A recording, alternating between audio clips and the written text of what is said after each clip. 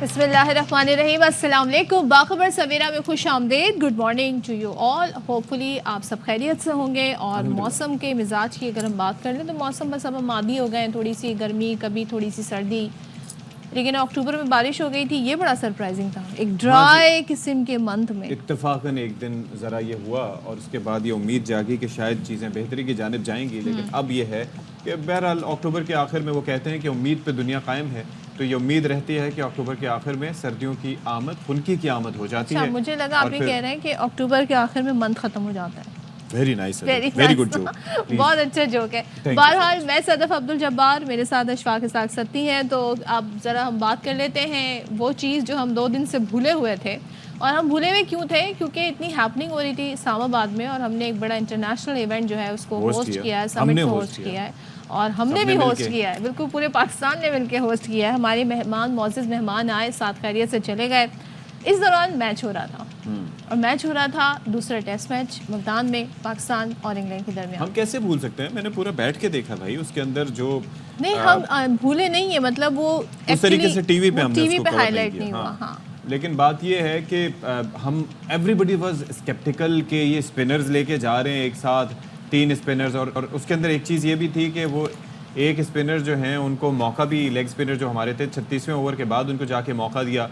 तो सब इस पे क्वेश्चंस कर रहे थे कि जी शान मसूद थोड़ा सा टाइम देना चाहिए, लेकिन नोमान और साजिद ने आखिर में, यानी कि जब बॉल पुराना हुआ और रुकना शुरू हुआ, तो उसके बाद उन्होंने यके बाद दीगरे 4 विकेटें इंग्लैंड की गिराई, और उनको पता भी नहीं लगा बेचारों को कि क्या हुआ। डकेट की जानिब से एक शानदार सेंचुरी की गई और बहुत ज़बरदस्त परफॉर्मेंस उनकी जानिब से दिखाई गई एज यूजुअल। और जिस तरीके के वो अनऑर्थोडॉक्स शॉट्स खेलते हैं, स्वीप्स, रिवर्स स्वीप्स, और इस तरीके से मार धाड़। और आप ये देखें सदफ के हमारे बाज़ औक़ात जो बल्लेबाज हैं, बड़े नामी ग्रामी बल्लेबाज हैं, वो वनडेज़ में भी टेस्ट की तरह की इनिंग्स खेलते हैं, और ये भाई आके टेस्ट मैचेस में वनडे की तर्ज की इनिंग्स खेलते हैं, और एक साइड पे दूसरे बैट्समैन आराम से फिर टिक सकते हैं। अच्छा, और दूसरा ये कि हम शुरू में बड़ा, आपने कहा, स्केप्टिकल थे कि स्पिनर्स हैं हमारे पास, और जो हमारे एक फास्ट बॉलर हैं वो भी उनको मसाइल का शिकार वो हो गए थे, वाहिद जो हमारे फास्ट बॉलर हैं।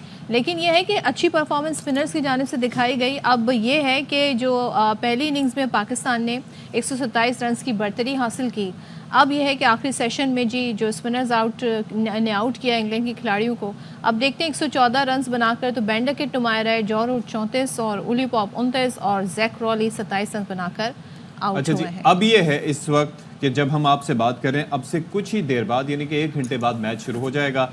अभी पाकिस्तान की बड़ी बाकी रह गई है 127 रन की, इंग्लैंड की 4 विकेटें अभी बाकी हैं, तो let's see how it goes. तो शाहिद हाशमी साहब, नुमाइंदा खुसूसी बराए खेल, हमें ज्वाइन कर रहे हैं अलग सुबह। शाहिद भाई, गुड मॉर्निंग। आपका तो बड़ा अच्छा दिन गुजरा होगा कि एक ऐसा मैच और एक ऐसा दिन जिसमें रन्स भी बने, और फिर उसके बाद एक्साइटमेंट भी रही, विकेटें भी गिरी। क्या हम हैं शाहिद हाशमी साहब के साथ मुल्तान से बराबर? चलें, शाहिद साहब से हम बात करने की कोशिश करेंगे और उनसे पूछेंगे कि भाई उनको कितनी खुशी है, और एज एक्सपेक्टेड ये उनको लग रहा था, was excited क्योंकि बिल्कुल। और पाकिस्तान की, अब हम कहते हैं ना, थोड़ी थोड़ी हम देख रहे हैं कि इसमें बेहतरी हमें नज़र आ रही है। लेकिन अशफाक ये बताइएगा कि जब आज खेल शुरू होगा तो ऐसा ना हो कि फिर हम ये कहते नजर आए कि जनाब पिच ने साथ नहीं दिया। नहीं, ऐसा नहीं होगा।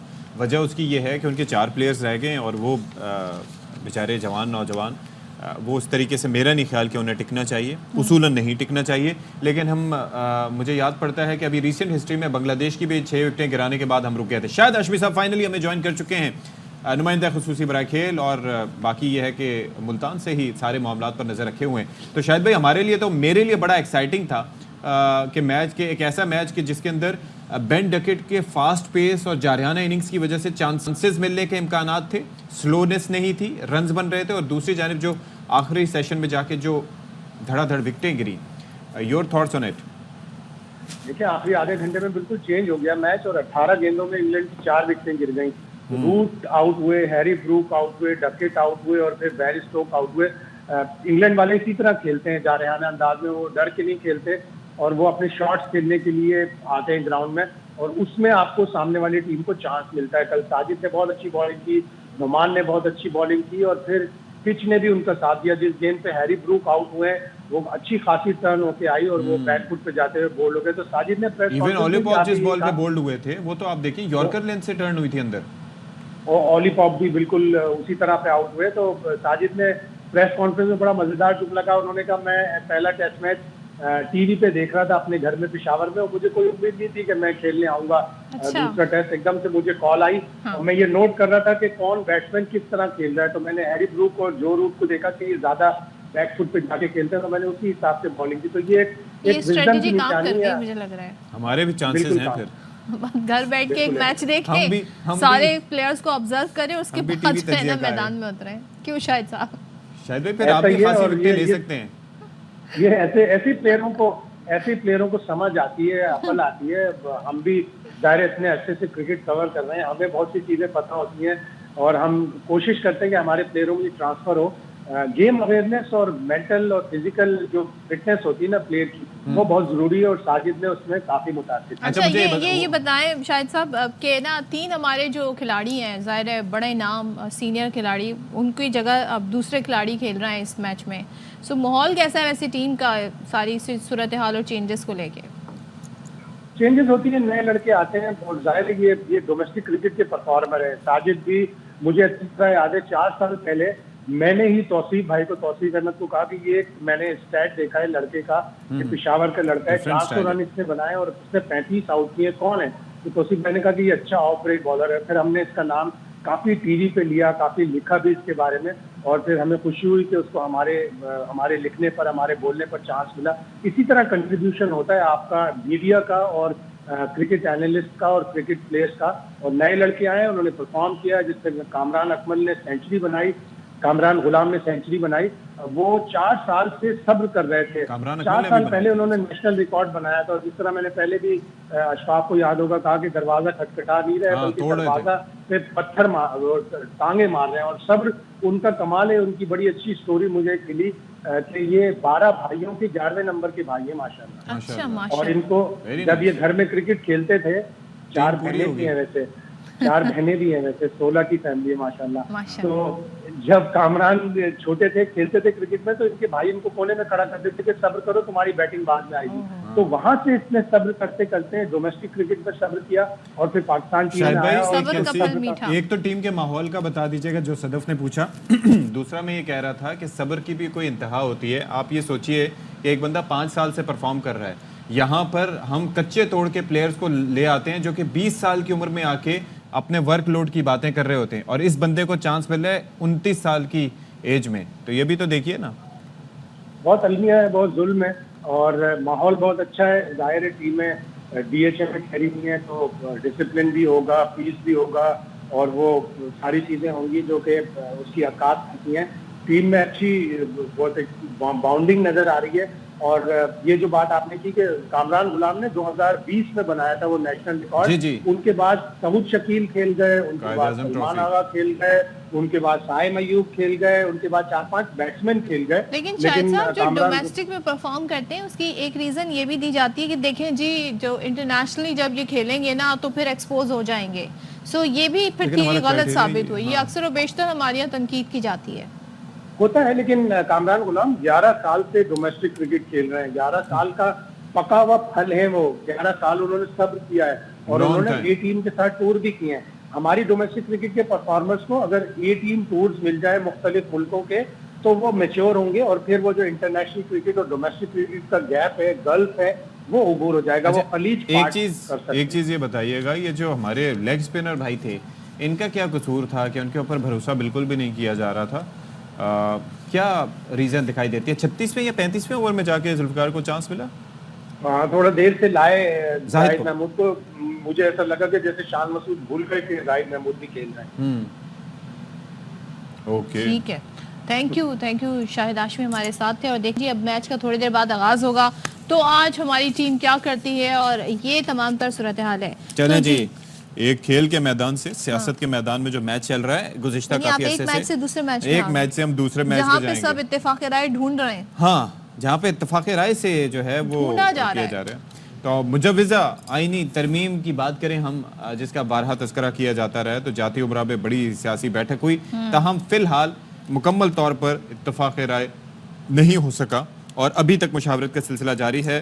نواز شریف صاحب کی دعوت پر مولانا فضل الرحمان، صدر مملکت آصف علی زرداری اور بلاول بھٹو کی رائے ونڈ آمد ہوئی. وزیر اعظم شہباز شریف، اسحاق ڈار اور دیگر رہنما بھی شریک ہے. یعنی کہ آپ دیکھیں تمام کی پلیئرز وہاں پر موجود تھے. آپ کو یاد ہے اس سے ایک دن پہلے بلاول صاحب اور مولانا فضل الرحمان نے مشترکہ پریس کانفرنس کی تھی اور ایک ہمیں یہ اس سے اندیا ملا کہ کچھ معاملات جو ہیں اس پر ایک طریقے سے اتفاق رائے ہو گیا ہے. پھر نواز شریف صاحب سے ملاقات ہوگی. اب یہ بتایا جا رہا ہے کہ نون لیگ کو کچھ تحفظات ہیں. سو بھائی وہ بڑے امپورٹنٹ ہیں.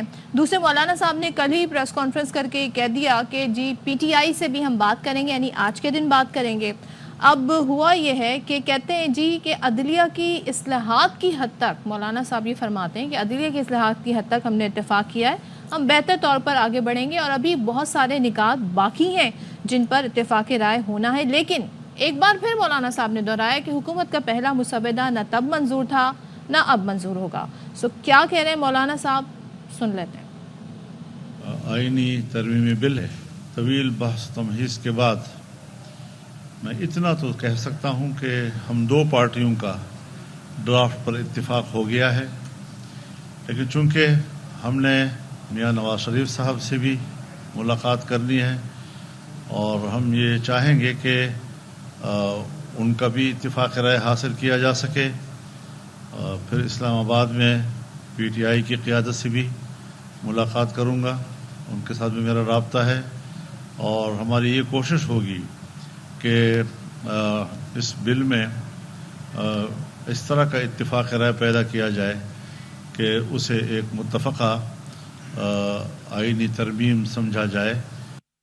میں سمجھتا ہوں کہ ہم نے جس اتفاق رائے پہ پہنچے ہیں، جس کنسنسس پہ پہنچے ہیں پاکستان پیپلز پارٹی اور جے یو آئی نے، اس اتفاق رائے کے نتیجے میں مزید اتفاق رائے بنانے کی ضرورت ہے. میاں محمد نواز شریف سے رائے ونڈ میں مولانا فضل الرحمان صاحب بھی مل رہا ہے.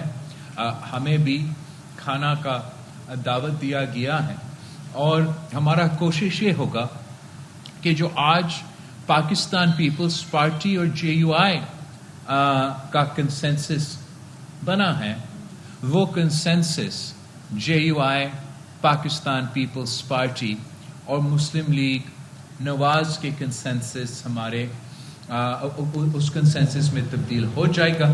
اچھا جی، یہ گفتگو جو کر رہے تھے بلاول صاحب، یہ بیسکلی ملاقات سے پہلے کی تھی، تو ملاقات میں مزید کچھ کنسنسس بھی ہوا ہوگا. اچھا، ایک اور چیز اہم ہے کہ قومی اسمبلی کا اجلاس آج ہوگا، تاہم 10 نکاتی ایجنڈے میں آئینی ترمیم کا بل شامل نہیں ہے.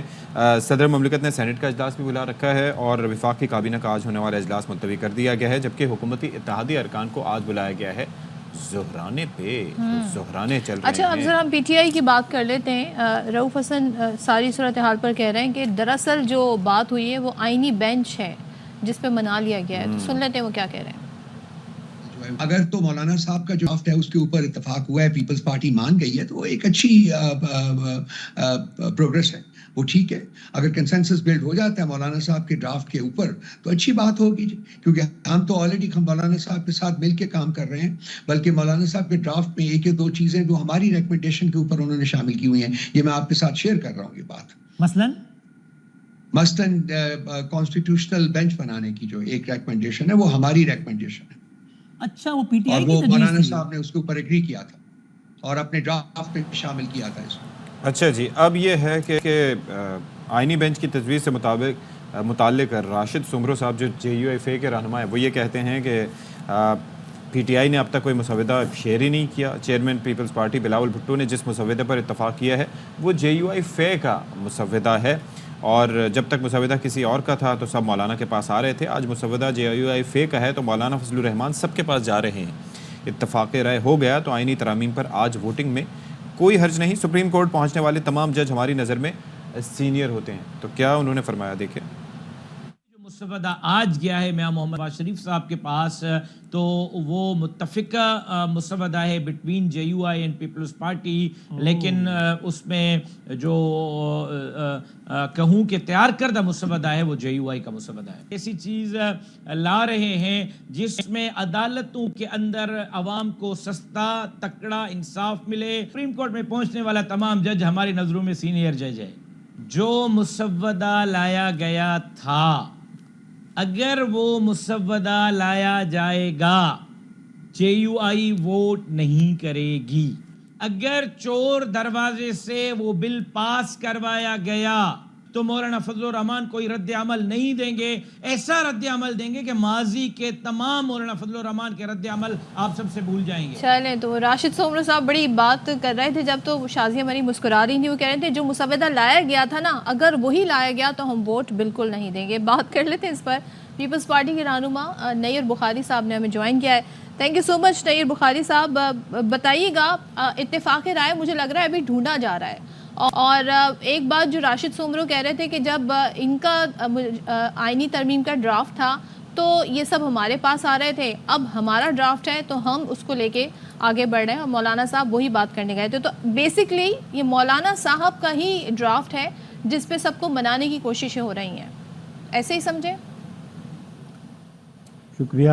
گزارش ہے کہ Pakistan Peoples Party J U F کی جو لیگل ٹیم تھے کئی دنوں سے آپس میں مشاورت کر رہی ہیں اور اس پہ ڈسکشن بھی رہی اور کچھ میٹنگ میں خود بھی شریک رہا.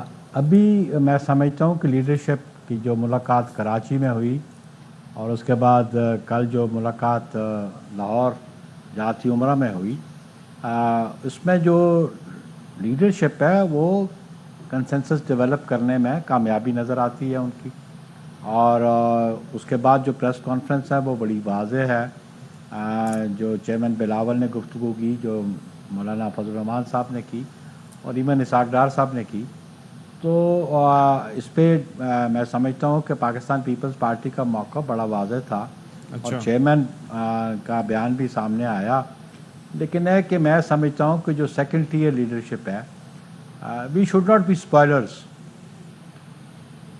ہمیں اس قسم کی گفتگو نہیں کرنی چاہیے کیونکہ فیصلہ تو پارٹیز کے جو سربراہ ہیں انہوں نے ہی کرنا ہے. کیونکہ اس سے پہلے جو میٹنگز ہماری ہوتی رہیں جے یو آئی ایف کے ساتھ اور پیپلز پارٹی کی میٹنگ، اس میں بڑے واضح تھا کہ ہم اپنی پروپوزلز اپنی قیادت کو دیں گے اور الٹیمیٹ ڈیسیژن جو ہے وہ قیادت کا ہوگا، جناب چیئرمین بلاول بھٹو زرداری صاحب کا اور مولانا فضل الرحمان صاحب کا ہوگا. اور اس پہ ایک امپورٹنٹ بات یہ ہے کہ ایک پارلیمنٹری کمیٹی جو ہے اسپیشل کمیٹی کانسٹیٹیوٹ کی گئی ہے، اس کی آج بھی میٹنگ ہے. الٹیمیٹلی یہ جو پرپوزلز ہیں ود ان پارٹیز ڈسکشن رہی ہے، جس میں پی ایم این بھی شامل ہے، جس میں اے این پی نے بھی اپنی پرپوزلز دی ہوئی ہیں.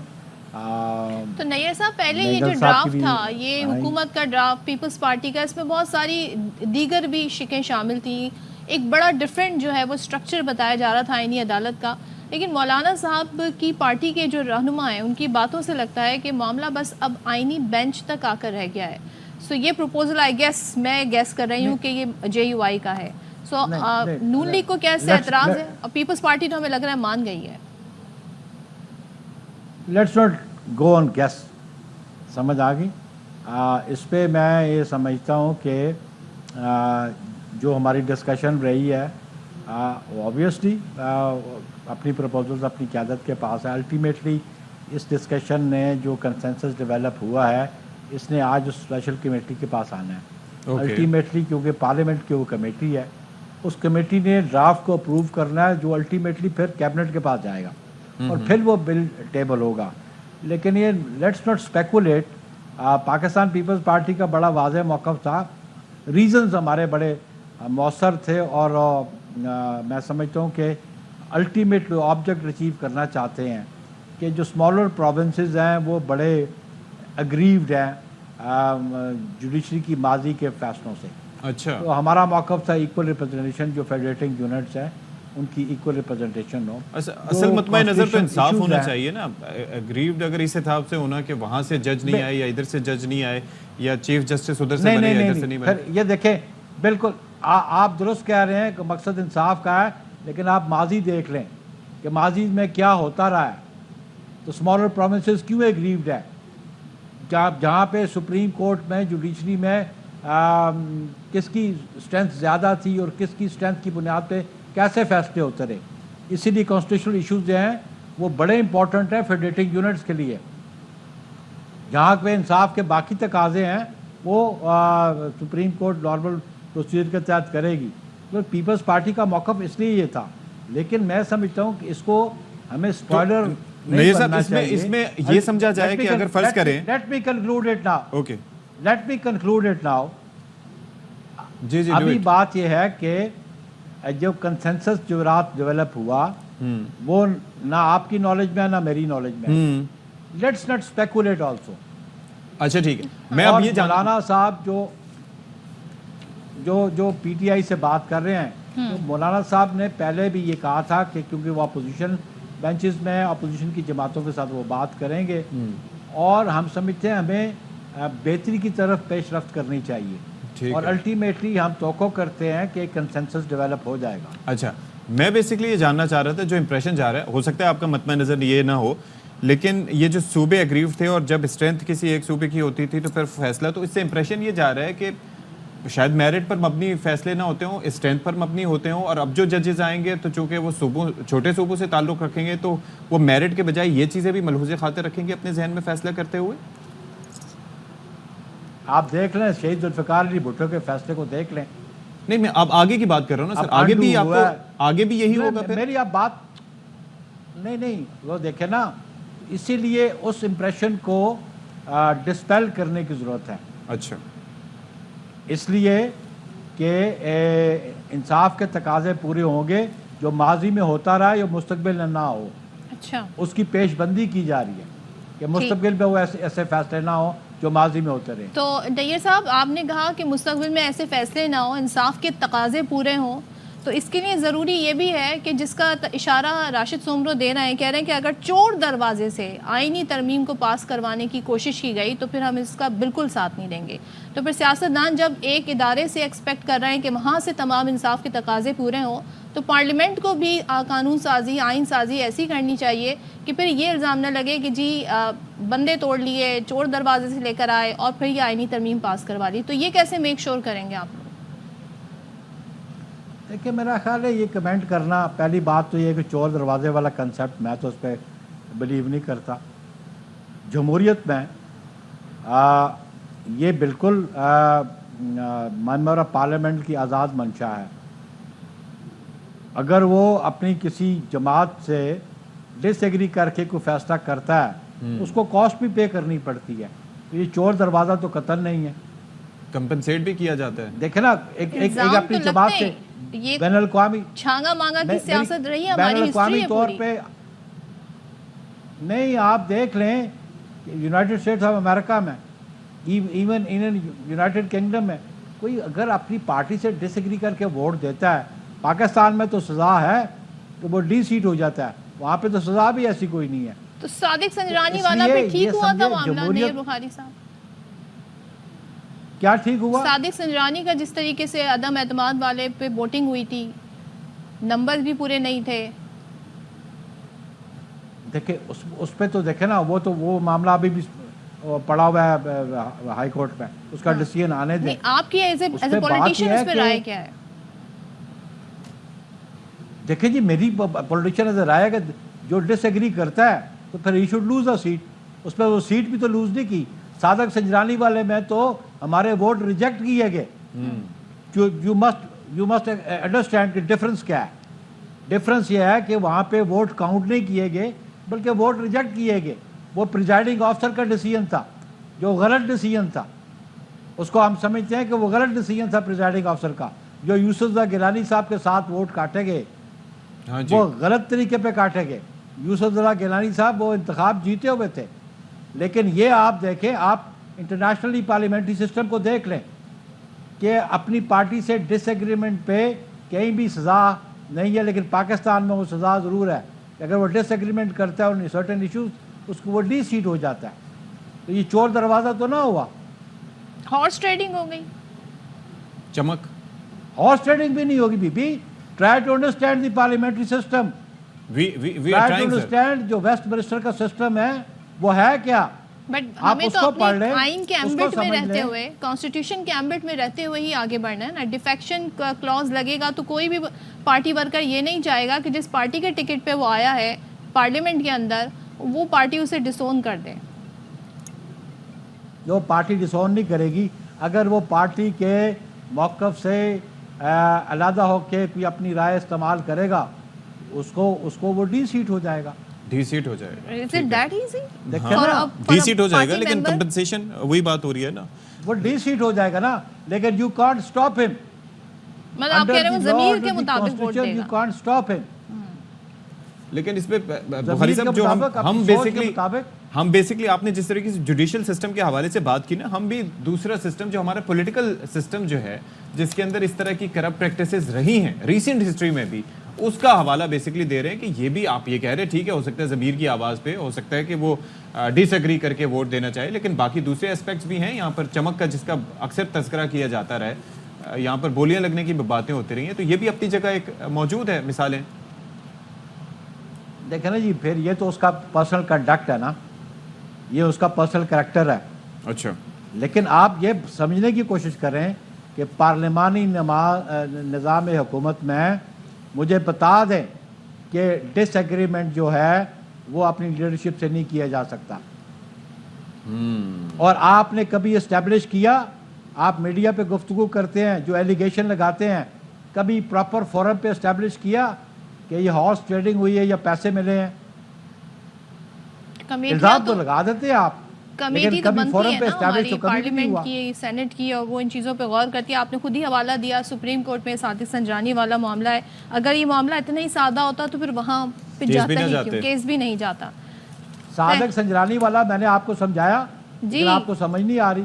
समझ आ गई। प्रिजाइडिंग ऑफिसर ने गलत डिसीजन लिया, अच्छा, हमारी वोट्स को रिजेक्ट किया। 7 वोट चले ठीक है, लेट्स होप रिजेक्ट किए। Let's hope. लेकिन आपकी एक पार्टी जरूर कह रही है कि अगर ऐसा हुआ तो फिर हम इसका साथ नहीं देंगे। वो जेयूआई है, और जेयूआई की इस वक्त तमाम पार्टियों को उनकी अपनी सोच है, बिल्कुल अपना उनका फैसला, इनका अपना मौक़िफ़ है। Thank you so much Bukhari साहब for your time sir, thank you much.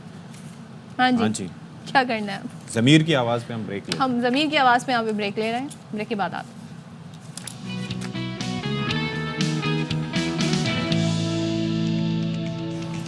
Welcome back once again. और एक ज़माना था, और ज़्यादा हम पुरानी बात ना करें, हम प्रीवियस जनरेशन की बात करें तो वो हमें ये बताते हैं कि उनकी सैलरी के अंदर, एक एवरेज सैलरी के अंदर, वो अपने अखराजात भी पूरे कर लेते थे, बच्चों की पढ़ाई भी करवा लेते थे, साथ ही घर भी बना लेते थे अपनी ज़िंदगी के किसी नहज पे। 4 फिगर सैलरी में भी हो जाता था, ये 4 फिगर सैलरी में हो जाता था। लेकिन अब 6 फिगर सैलरी में भी लोग इस काबिल नहीं है कि वो अपना गुजर बसर कर सके। घर बनाना तो बहुत दूर की बात, और अच्छी गाड़ी ओन करना तो बहुत दूर की बात है। तो आज हम जिस अहम इशू पर बात कर रहे हैं वो है कि गुर्बत की शरह अब बहुत तेज़ी से बढ़ रही है, और इसमें आलमी बरादरी के लिए अभी एक चैलेंज बन गई है। अब ज़ाहिर है बहुत सारे मुल्क, अगर हम चाइना की मिसाल दें कि चाइना आज से 2 डेकेड पहले बात करें तो वहाँ पे गुर्बत की इंतहा थी, लेकिन जिस तरह से उन्होंने उसे कॉम्बैट किया है, ओवरकम किया है, वो एक मिसाल है दुनिया के लिए। उन्होंने तो पाबंदी लगा दी थी ना, 1 फैमिली 1 उन्होंने तो बहुत सारे स्टेप्स लिए थे, और भी जस्ट काफी वन स्टेप। और इसीलिए हर साल 17 अक्टूबर को पाकिस्तान समेत दुनिया भर में गुर्बत के खात्मे का दिन मनाया जाता है। और ज़ाहिर है गुर्बत की जब बात हो रही है तो खत गुर्बत की लकीर से नीचे जो लोग हैं खासतौर पर उनको मेंशन किया जाता है। यहाँ पर जो तरीक़ेकार अपनाए जा रहे हैं उसमें गुर्बत नहीं, गरीब के खात्मे के करीब कहानी पहुंच गई है, क्योंकि सफेद की जो इसमें एक इनपुट की कमेंट्री आती है ना, वो बड़ी मानी खेज भी होती है। और ज़ाहिर है ऐसा आप सोचिए ना, हालात पे यही तबसरा किया मुझे जा आप ये सकता है। देखिए सदफ अब्दुल जब्बार के, जहाँ पर सफ़ेद पोश लोग अब सोचते हैं कि वो अपना गुजर बसर कैसे करें। जब दूध, अंडे, डबल रोटी लेने के लिए आप जाएं और 1000 रुपये का नोट आपका पता ही ना चले कि कहाँ गया। जब आप सब्जियां खरीदने जाएं तो आपको पता ही ना चले कि 1-8 किलो आलू, 1 किलो प्याज, पहले कहते थे ना कि रोटी के साथ प्याज खा लेंगे। जब 5 किलो आटा आप लेने जाएं तो 600 रुपये से ज़ायद का आपको दस्तयाब हो, तो फिर आप क्या तवक्को कर सकते हैं? अच्छा, उसमें कराची शहर का ही बताया जा रहा था कि आटा जो है वो यहाँ सबसे ज़्यादा महंगा मिलता है मुल्क। आप अंदाज़ा कीजिए تو عام مارکیٹ میں جا کے آپ دیکھیں ویسے ہو سکتا ہے کہ کہیں پہ کوئی وہ 600 روپے میں آپ کو آٹا دستیاب ہوتا ہے 5 کلو. تو اب سوچئے کہ جس گھرانے میں بچے ہوں 3-4 وہ اسکول گوئنگ بھی ہوں اور کم سے کم طریقے میں اپنی زندگی مینج کر رہے ہوں. پھر اس کے بعد پہلے فکر ہوتی تھی سر کی چھت ہو, یعنی کہ اب آپ کو رینٹ دینا ہے, وہ رینٹ بھی بڑھتے جا رہے ہیں. پھر اس کے بعد اگلی فکر کہ بل آئے گا وہ کیسے اور بل آپ کے رینٹ سے زیادہ آ رہا ہے, خاص طور پہ گرمی کے جو منتھس ہوتے ہیں, اور یہاں پہ گرمی تو سارا سال ہی رہتی ہے. پہلے وہ کہا جاتا تھا کہ چادر دیکھ کے پاؤں پھیلاؤ. مجھے لگتا ہے کہ وقت گزرتے ساتھ ساتھ اب وہ چادر رومال میں تبدیل ہو گئی ہے, تو بہت پریشانیاں بڑھ گئی ہیں. بجلی کے بل دیکھ کر پاؤں پھیلاؤ, اب یہ دیکھنا چاہیے. اچھا جی, اب یہ بتایا جا رہا ہے کہ عالمی انڈیکس ہمیں یہ بتا رہا ہے کہ تقریباً 1.1 ارب آبادی جو ہے دنیا کی وہ غربت کا شکار ہے. دیٹ مینس کہ ہر 6 میں سے 5 غریب افریقہ یا جنوبی ایشیا جو کہ ہمارا ریجن ہے اس میں رہتے ہیں. تو ساجد امین صاحب ہمیں جوائن کر رہے ہیں, یہ ڈیپٹی ایگزیکٹو ڈائریکٹر ہیں SDPI اور اکانومسٹ ہیں ہمارے ساتھ موجود ہے. بہت شکریہ جی آپ نے ہمارے لیے وقت نکالا. ساجد صاحب, بیسکلی کچھ ہم نے اسباب کا تذکرہ کیا. ہائپر انفلیشن اس کو کہیں گے. ایک تو انفلیشن ہوتی ہے کہ پہلے کوئی ایک آدھ معاملہ ہوتا تھا, اب یہ جو ہماری کرنسی جس طریقے سے ڈی ویلیو ہوئی ہے کہ اب 1000 کیا 5000 روپے کے نوٹ کا پتہ نہیں چلتا کہ وہ کہاں گیا کیسے گیا. اور یہ گراؤنڈ ریئلٹی ہے. آپ لے کے جائیے نوٹ اور آپ کو اندازہ نہیں ہوگا کہ کہاں چلا گیا. 500 روپے کا نوٹ تو سمجھیں ایگزسٹ ہی نہیں کرتا. تو یہ کیا کر سکتے ہیں ہم اس حوالے سے, کیا پاسبلٹیز ہیں یہاں پر؟ جی بہت شکریہ. میرا خیال آپ صحیح کہہ رہے ہیں کہ جو عام آدمی کی زندگی ہے وہ پچھلے 5-7 سال میں پاکستان میں بہت زیادہ مشکل کا شکار ہوئی ہے. ہمارے ہاں GDP گروتھ ریٹ بہت کم رہا ہے, روزگار کے مواقع کم ہوئے ہیں, مہنگائی بہت زیادہ رہی ہے. ابھی تھوڑی سی بہتر ہو رہی ہے بٹ پچھلے 4-5 سال بہت زیادہ مہنگائی رہی ہے. ان سب کو ملا کے جو عام آدمی کی جو قوت خرید تھی وہ بہت زیادہ کم ہو گئی. میں معذرت کے ساتھ انٹرپٹ کر رہا ہوں. اب وہ جو کہہ رہے ہیں نا کہ یہ بھی ہمیں ابھی سمجھ آئی, آپ جیسے ماشاءاللہ جو لرنڈ لوگ ہوتے ہیں وہ آگے ہمیں سمجھاتے ہیں کہ یہ مہنگائی کی شرح کم نہیں ہوتی, یہ مہنگائی کم نہیں ہوتی بلکہ یہ مہنگائی بڑھنے کی چیزوں انفلیشن کی شرح میں کمی آتی ہے. میں وہی کہہ رہا تھا کہ اس وقت جو ایک بہت سارا ہے کہ مہنگائی کم ہو رہی ہے لیکن عام آدمی بھی اس کا فائدہ اس لیے نہیں ہو رہا کہ چیزوں کی قیمتیں ابھی بھی بڑھ رہی ہیں. صرف یہ کہ ان کے بڑھنے کی رفتار کم ہو گئی ہے. اور میں یہی کہہ رہا تھا کہ جو عام آدمی کی زندگی ہے وہ اس وقت بھی مشکلات کا شکار ہے. کیا جا سکتا ہے؟ 3-4 چیزیں ہیں جو گورنمنٹ کو کرنا ہوں گی. ایک تو پہلے یاد رکھیے کہ ہم ایک اور IMF کے پروگرام میں ہیں اور ہمیشہ ہوتا آیا ہے کہ IMF کے پروگرام کی قیمت تو عام آدمی پے کرتا ہے. عام آدمی کی بے روزگار ہوتا ہے, اس کی غربت بڑھتی ہے, مہنگائی بڑھتی ہے, لیکن جب گروتھ ہوتی ہے تو اس کا فائدہ عام آدمی تک نہیں پہنچتا ہے. تو سب سے پہلے تو پاکستان میں جو گورنمنٹ ہے اس کو جو لوگوں کے روزگار کے مواقع جو ہیں وہ پیدا کرنے ہوں گے. ہمیشہ سے یہ ہوتا آیا ہے کہ IMF کا پروگرام ہمیشہ عام آدمی کی قیمت پہ آتا ہے. اس دفعہ ایسا نہیں ہونا چاہیے کیونکہ 70 سال سے جو پاکستان کا عام آدمی ہے وہ اس قیمت کو دے رہا ہے, اس کی بھگت رہا ہے. یہ جو اسٹیبلائزیشن ہم لے کے آتا ہے IMF کے پروگرام پہ, ہمیں IMF ضروری ہے لیکن اس کے ساتھ ساتھ گورنمنٹ کو ایگریکلچر سیکٹر کے اندر, IT سیکٹر کے اندر, SME سیکٹر کے اندر جو عام آدمی ہے اس کے لیے روزگار کے مواقع پیدا کرنا ہوں گے. نمبر 1. نمبر 2, جو قیمتیں ابھی بھی بڑھ رہی ہیں ان کے بڑھنے کی رفتار تو کم ہوئی ہے لیکن وہ ابھی بھی بڑھ رہی ہیں. تو جو عام آدمی کے استعمال کی چیزیں ہیں ہمیں ان کی قیمتوں کو دیکھنا ہوگا. ہماری جو پرائس کنٹرول کمیٹیز ہیں جو صوبوں میں, جو ڈسٹرکٹس میں, ان کو اپنا کام کرنا ہوگا تاکہ جو مصنوعی منافع خوری ہے, جو ذخیرہ اندوزی ہے اس کو روکا جا سکے. ساجد صاحب اور ساجد صاحب کل بڑا امپورٹنٹ بیان دیا چیئرمین FBR نے. وہ یہ کہتے ہیں جناب کہ یہ بڑا غلط ہے کہ پہلے تو کہتے ہیں جی آپ کو انکم ٹیکس اور جو کارپوریٹ ٹیکس ہے اس کے ریٹس جو ہیں وہ ریڈیوس کرنے چاہیے. یہ غلط ہے کہ آپ 95% جو سٹیزن ہیں جو کہ غریب ہیں وہ کنٹریبیوٹ کرتے ہیں نیشنل ٹیکس ریونیو میں تھرو سیلز ٹیکس. تو آپ سمجھتے ہیں کہ ایک وجہ یہ بھی ہے کہ پاکستانی شہری غربت کا شکار ہیں, اس پہ ان پر ٹیکس لگ رہے ہیں, اس میں ہر سال اضافہ ہوتا ہے؟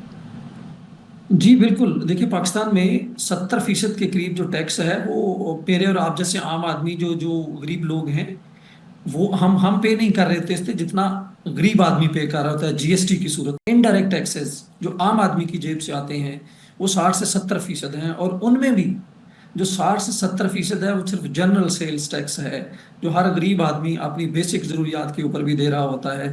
ہم جب تک اپنے ٹیکس سسٹم کو بہتر نہیں کریں گے عام آدمی پہ جو ٹیکس کا جو بوجھ ہے وہ بڑھتا چلا جائے گا، اور اسی لیے ہم یہ کہہ رہے ہیں کہ جو پاکستان کا سسٹم ہے اس کو ٹیکس جسٹس کی طرف جانا ہوگا، انصاف کے اصولوں پہ مبنی جو ٹیکس سسٹم ہے وہ ہونا چاہیے، جس کے پاس زیادہ پیسہ ہے وہ زیادہ پے کرے، ڈائریکٹ ٹیکسز پہ جانا چاہیے۔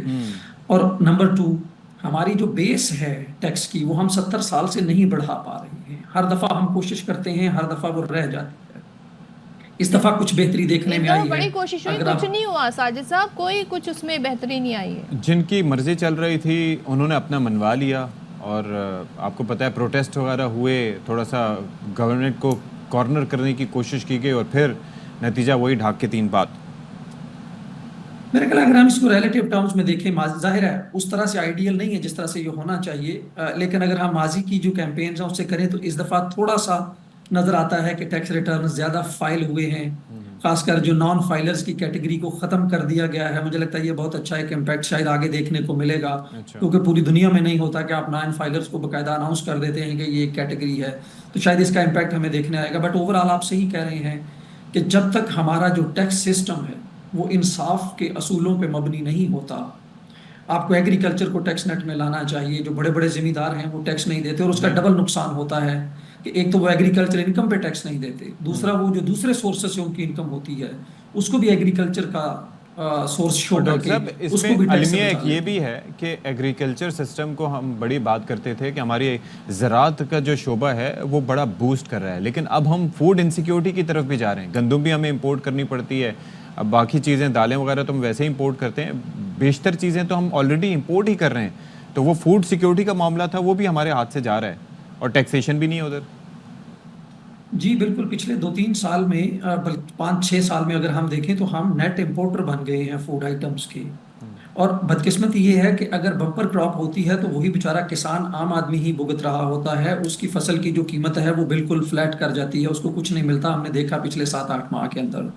تو ہمارا جو ایگریکلچر سسٹم ہے وہ فوڈ انسیکیورٹی 2 طرح سے آ رہی ہے، ایک تو یہ ہے کہ ہمارے ہاں کراپس اس طرح سے نہیں ہو رہی ہوتی ہیں، اگر ساتھ ہی ساتھ جو فوڈ سیکیورٹی ہے وہ 2-3 چیزوں سے ہوتی ہے، ایک تو ہوتی ہے اویلیبلٹی کہ کیا چیز اویلیبل ہے یا نہیں ہے، نمبر 2 کہ کیا عام آدمی خرید بھی سکتا ہے اس کو کہ نہیں خرید سکتا۔ تو مجھے لگتا ہے اس وقت فوڈ انسیکیورٹی کا جو سب سے بڑا کمپوننٹ ہے عام آدمی کے لیے تو وہ اپنی بیسک ضروریات کی چیزیں بھی نہیں خرید پا رہا ہے، وہ جیسے آپ انٹرو میں کہہ رہے تھے کہ وہ بجلی کا بل دے یا آٹا خریدے یا بچوں کو اسکول بھیجے یا ان کی صحت دے، تو مجھے لگتا ہے یہ گورنمنٹ کے لیے ایک بہت بڑا چیلنج ہوگا کہ IMF کے پروگرام کو امپلیمنٹ کرنا جو بہت ضروری ہے، لیکن ساتھ ساتھ عام آدمی کو اس کے جو برے اثرات ہیں اس سے پروٹیکٹ کرنا، اس کے لیے ہمیں ایک بڑی سخت پالیسی کی ضرورت اور غربت کو کمبیٹ کرنا۔ Thank you so much doctor Sajid ہمارے ساتھ تھے صورتحال پر بات کرنے کے لیے۔ بھائی بہت سارے اسٹیپ لینے کی ضرورت ہے، لیکن اس کا آغاز ہوگا تو ہی حالات بہتری کی طرف جائیں گے، and it will take time. Break.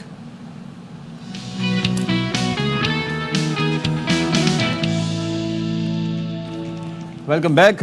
ہم کل یہاں پر بیٹھے رہے اور خاص طور پر وزیر اعظم صاحب کی ابتدائیہ، پھر مہمانوں کی آمد جناح کنونشن سینٹر میں، اور وزیر اعظم کی اسپیچ کے بعد پھر سناٹا چھا گیا، اور پھر اس کے بعد ہم بیٹھے رہے، تجزیے تبصرے ہوتے رہے اور بعد میں بھی ہوتے رہے، ساؤتھ ایشیا کی ہسٹری سے نکل کے ہم دنیا کے معاملات ہسٹری اور پھر امریکن ہسٹری، ہم کہاں کہاں گھوم پھر کر آ گئے۔ تو بہرحال زبردست پاکستان نے اس SCO کا اجلاس سمٹ کو اس کا انعقاد کیا، 2 دن یہ سمٹ جاری رہی، اور ہم نے دیکھا 10 ممالک کے وزرائے اعظم اور خاص طور پہ وزیر خارجہ ان کے ڈیلیگیشن آئے، اور بڑی زبردست بیٹھک رہی، اچھے انتظامات تھے، یہاں سے بڑے ہم نے دیکھا ان کے اعزاز میں شاہیے اور زہرانے دیے گئے۔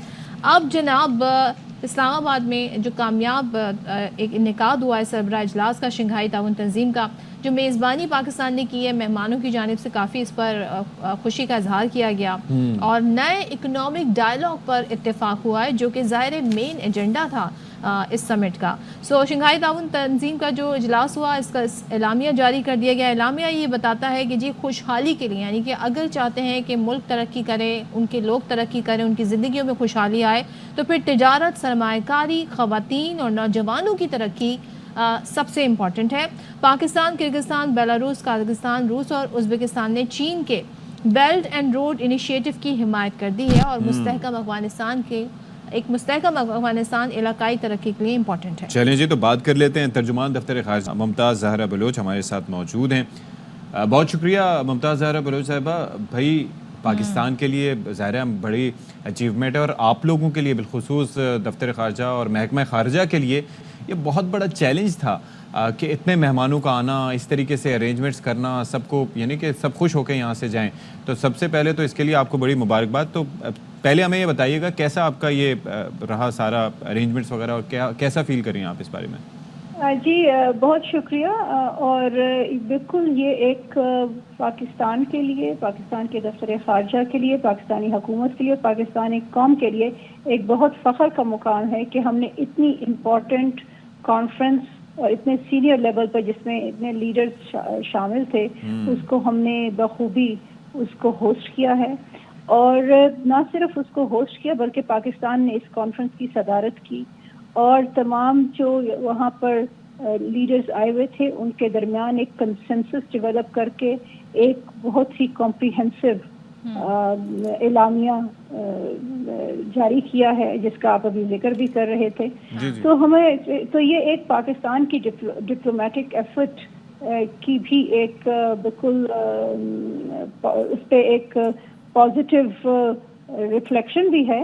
لیکن یہ ایک اس چیز کی بھی ریفلیکشن ہے کہ پاکستانی قوم جب ہم مل کر تمام ڈپارٹمنٹس، گورنمنٹ ڈپارٹمنٹس مل کے کام کرتے ہیں اور پاکستانی پبلک اور میڈیا اس ایفرٹ کو سپورٹ کرتے ہیں تو ہم بہت ہی امپورٹنٹ اچیومنٹس انٹرنیشنل سطح پر حاصل کر سکتے ہیں. اچھا کوئکلی ممتاز صاحبہ آپ سے یہ جاننا چاہوں گی کہ بڑا اپریہنشن تھے بھارتی وزیر خارجہ کے کہ وہ آ کر کیا کہیں گے، مگر انہوں نے اپریشیٹ کیا اور کہا کہ دوستی میں کمی اور اچھی ہمسائیگی کہیں اگر ناپید ہے تو اس کی وجوہات اسباب پر غور کرنے کی ضرورت ہے. سمجھتے ہیں کہ ان کے اندر بھی تھوڑا اس بات کا ادراک آ رہا ہے کہ جی ڈائلاگ کی ضرورت ہے؟ دیکھیں یہ جو کانفرنس تھی اس کا فوکس اکنامک ایشوز پر تھا، اور اس خطے کے خاص طور پہ SCO کے جو ممالک ہیں ان کے بہت سارے کامن چیلنجز ہیں، ڈیولپنگ کنٹریز ہیں، اور جو انٹرنیشنل سطح پر ڈیولپمنٹس ہو رہی ہیں اس کا جو اثرات ڈیولپنگ کنٹریز پر ہو رہے ہیں، جو سپلائی چینز ڈسرپٹ ہوئی ہیں اس کی وجہ سے جو ڈیولپنگ کنٹریز کو مسائل ہیں، جو یونیلیٹرلزم اور ورلڈ ٹریڈنگ سسٹم کو جو ایک دھچکا پڑا ہے ریسنٹ ایئرز میں، اس کی وجہ سے ڈیولپنگ کنٹریز کو مسائل ہیں. تو یہ ساری چیزیں امپورٹنٹ ان سارے اسپیشل اس پیش منظر میں یہ بہت ضروری تھا کہ ڈیولپنگ کنٹریز مل کر ایک فلائے عمل تیار کریں اور اس میں سب کا ایک پازیٹیو کنٹریبیوشن ہو. چلیں تھینک یو سو مچ ممتاز زہرا صاحبہ ہمارے ساتھ موجود تھیں. اور ظاہر ہے کہ پاکستان کے لیے جی بڑی پازیٹیو سائن ہے کہ لوگ یہاں پر آ رہے ہیں، اور آئی ایم شیور کہ جو تجارتی وفد وہاں پر آئے ہیں تو ان کے آنے سے بھی نئے وینیوز ایکسپلور ہوں گے. وہ یہاں سے گئے ہیں ظاہر ہے وہ ایک پازیٹیو امیج لے کے گئے ہیں ماشاءاللہ، which is very good. اور ان کا جو میڈیا ٹیم آئی تھی وہ بھی اچھی جس طرح رپورٹ کر رہے ہوں گے. So that's very positive and good. چلیں وقفہ لے لیتے ہیں.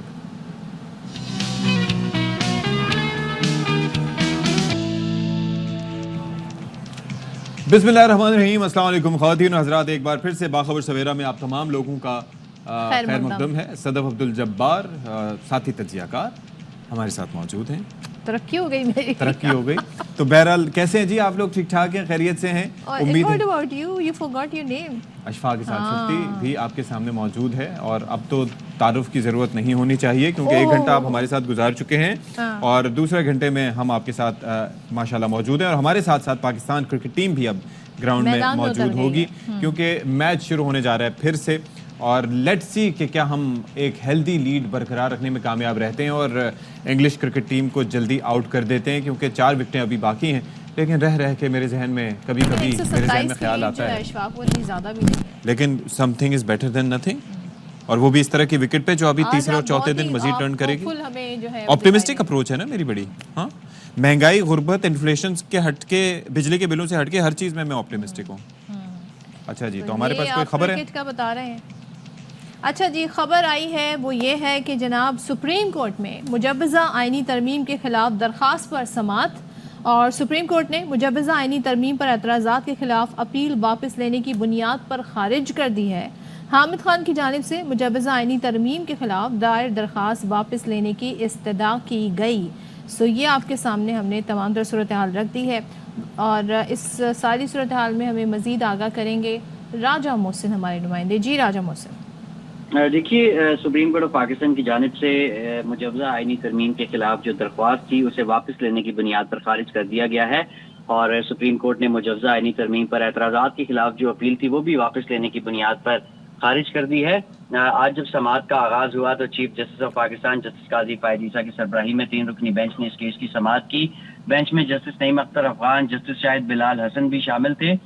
सुप्रीम कोर्ट ऑफ पाकिस्तान की जानिब से इस केस के सिलसिले में दरख्वास्त गुजार और साबिक सदर supreme court bar association Abid Zuberi समेत दीगर दरख्वास्त गुजारों पर नोटिस जारी किए थे। ताहम आज दरख्वास्त गुजारों की जानिब से हामिद खान एडवोकेट अदालत में पेश हुए और उन्होंने ये इस्तदा की कि हम दरख्वास्त वापस लेना चाहते हैं। चीफ जस्टिस ऑफ पाकिस्तान का इस मौके पर मुकालमा भी हुआ हामिद खान एडवोकेट से, और ये उन्होंने जानिब से रिमार्क सामने आए कि क्या आपको सिर्फ दरख्वास्त वापस लेने के लिए वकील किया गया है। चीफ जस्टिस ने अपने रिमार्क्स में ये भी कहा कि आबिद जुबैरी खुद भी दरख्वास्त वापस ले सकते थे। एतराज़ात के साथ दूसरी दरख्वास्त भी मुकर्रर है। हामिद खान एडवोकेट ने कहा कि हम दोनों दरख्वास्तें जो हैं वो वापस लेते हैं। अब सुप्रीम कोर्ट ऑफ पाकिस्तान की जानिब से ये दरख्वास्तें वापस लेने की बुनियाद पर खारिज कर दी गई हैं। चलें जी, बहुत शुक्रिया आपका राजा मोहसिन एजाज, आपने हमें तमाम तर सूरत हाल से आगाह किया।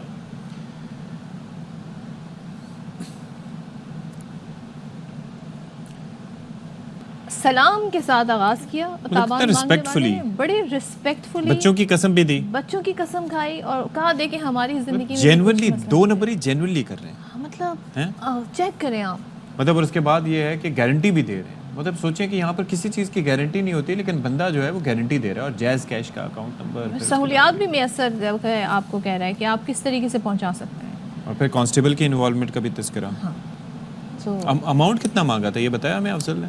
ये अफजल से हम अगर हमारे साथ हो तो हम पूछ लेते हैं कि, लेकिन ये देखिए अब अमाउंट जो भी मांगा अशफाक, मगर ये तरीका है वारदात, और फिर नंबर बंद कर दिया। पुलिस वल्लाह आलम कौन सी टेक्नोलॉजी का इस्तेमाल करी, बट ये केस सॉल्व होना चाहिए, पता चले कि कौन शख्स है, कौन थे इन्वॉल्व थे, क्या काली भेड़ें हैं, क्या है। चलें जी, अब ये तो हो गई कराची से खबर। कराची से आपको इसी तरीके की वारदातें जो है ना उसके बारे में अक्सर बेशतर नई वारदातें, इस पे पूरी एक सीरीज़ बने ना तो वो सीरीज़ जो है उसमें एपिसोड कम पड़ जाएंगे। खैर, तो हम आगे बढ़ते हैं। एक बड़ा इशू जो पिछले दिनों से हम देख रहे हैं वो तलबा का एहतजाज है, जो एक मुबैना ज़्यादती के वाक़े से मुताल्लिक है, लाहौर की कॉलेज का। अब ये एहतजाज का दायराकार मुख्तलिफ शहरों में इस तरह फैल गया है कि जो लाहौर के निजी कॉलेज में जो वाक़या हुआ, मुबैना तौर पर हुकूमत ने इस वजाहत तो दे दी है, लेकिन इसके बावजूद रावलपिंडी तलबा एहतजाज करने पहुँच गए हैं। बड़ी तादाद ने निजी कॉलेज का घेराव किया है, गेट तोड़ दिए हैं, मनाजिर आप देख लें, पथराव किया, जबकि पुलिस की भारी नफरी यहाँ पर मौजूद है।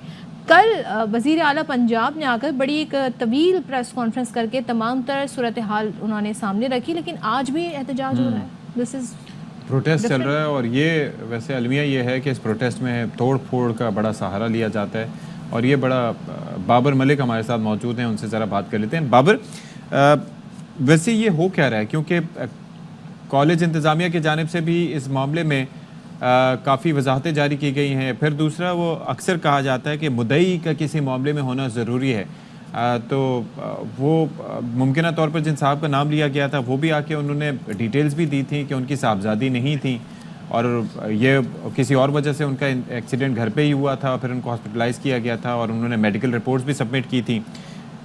सारा कुछ हुआ, लेकिन ये प्रोटेस्ट की वजह क्या अब बन रही है, और यहाँ पर क्यों प्रोटेस्ट हो रहा है? आज यहाँ लाहौर में तलबा से मुबैना ज़्यादती पंजाब हुकूमत, वज़ीर आला पंजाब मरियम नवाज शरीफ और पंजाब पुलिस की जानिब से वाज़ेह वजाहत के बावजूद जो है लाहौर से जो एहतजाज का सिलसिला शुरू हुआ था रावलपिंडी पहुंच चुका है, और रावलपिंडी में इस वक्त निजी कॉलेज के बाहर पहले तलबा की जानिब से एहतजाज किया गया है, और फिर तोड़ फोड़ का सिलसिला शुरू हुआ है, पथराव किया गया शदीद, कॉलेज के ऊपर बसें और दफातर में तोड़ फोड़ की है। दारुल हुकूमत इस्लामाबाद के बिल्कुल ये संगम में दो कंगाल में ये कॉलेज वाक़या है। तलबा की बड़ी तादाद पहले पथराव बाहर से करती रही, दोनों तीनों तरफ से उन्होंने कॉलेज के ऊपर पथराव किया, मरकजी गेट तोड़े और अंदर दाखिल हुए हैं, और कैंटीन में तोड़ फोड़ की, दफातर में, क्लास रूम में शीशे तोड़े। तोड़ फोड़ के दौरान और पथराव के नतीजा में मुतअद्दिद तलबा भी जख्मी हुए हैं, गहरे जख्म आए हैं उनके सरों पर, पाँव पर, जिस्म के मुख्तलिफ हिस्सों में। यहाँ पे पुलिस एहलकार जो मौजूद थे इब्तदाई तौर पर वो करने की कोशिश कर रहे हैं, लेकिन चूंकि तलबा की तादाद बहुत ज्यादा थी और उन्होंने रेजिस्ट करना छोड़ दिया, गालिबन वो किसी हदायत की इंतजार में है है कि उनको कोई हुक्म जारी किया जाए। इस जानिब अगर पीछे मेरे अकब में वो जगह जहाँ पे एहतजाज जारी है, तो कैमरे की बिहाइंड दूसरी जानिब वफाकी पुलिस के चंद एहलकार ये सारा तमाशा खड़े देख रहे हैं। तलबा का एहतजाज जो है इस वक्त जारी है। जी अच्छा जी, इसको वल्लाह it needs to be investigated, या जो भी मामला हैं उनको देखा जाना चाहिए, और जो सवाल उठाए जा रहे हैं ज़ाहिर है कि उसके ऊपर मुतमईन करना ज़रूरी है।